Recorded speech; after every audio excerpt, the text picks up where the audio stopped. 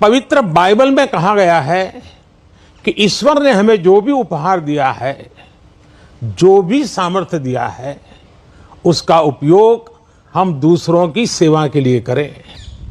The Holi Bible में सत्य को बहुत महत्व दिया गया है और कहा गया है कि सत्य ही हमें मुक्ति का मार्ग दिखाएगा। सत्य ही हमें मुक्ति का मार्ग दिखाएगा। अस्तुमा सद्गमय तमसुमा ज्योतिर्गमय मृत्युमा अमृतगमय। हम सभी असत्य में थे।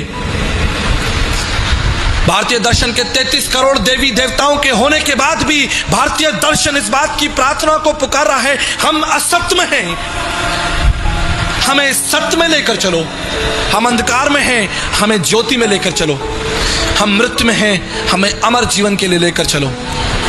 अर्जुन के अनुभव को जब उसने श्री कृष्ण से कहा, मैं पापी हूं और मेरे पाप को कौन छुड़ाएगा, मेरे पाप से कौन मेरी रक्षा करेगा। मैंने आपको बताया कि अर्जुन को श्री कृष्ण ने कहा, तुम्हें शरणम गच्छ सर्वभावेन भारतम तत्व प्रसादनम प्रशासिति शाश्वतम। अर्जुन, तुम उस परमेश्वर के पास जाओ जो तुम्हारे पापों को क्षमा करेगा। तुम्हारे पाप कौन क्षमा करेगा? वो परमेश्वर जिसके अनुग्रह से तुम्हारे पाप क्षमा होंगे। हम सब ने पाप किया है। ऋग्वेद के 10वें मंडल 90 पद में लिखा है, स्वयं परमेश्वर इस पाप के बंधन को तोड़ने के लिए इस पृथ्वी पर देह रूप धारण करेगा, जो देह के रूप में प्रकट होकर स्वयं का बलिदान चढ़ा देगा। जब तक वो बलिदान नहीं चढ़ाया जाएगा, तुम्हारे पाप क्षमा नहीं होंगे। उस पाप के बंधन के लिए माला फेरने से कोई लाभ नहीं होगा। उस पाप के बंधन को तोड़ने के लिए चढ़ावा चढ़ाने से कोई लाभ नहीं होगा। उस पाप के बंधन को तोड़ने के लिए तीर्थ स्थानों पर घूमने से कोई लाभ नहीं होगा। ऊंचे पहाड़ों पर चढ़ने से कोई लाभ नहीं होगा। नदियों में स्नान करने से कोई लाभ नहीं होगा। न योगेन न सांख्यन कर्मणो न विद्याया। तुम्हारे धर्म के कामों से भी कोई लाभ नहीं होगा।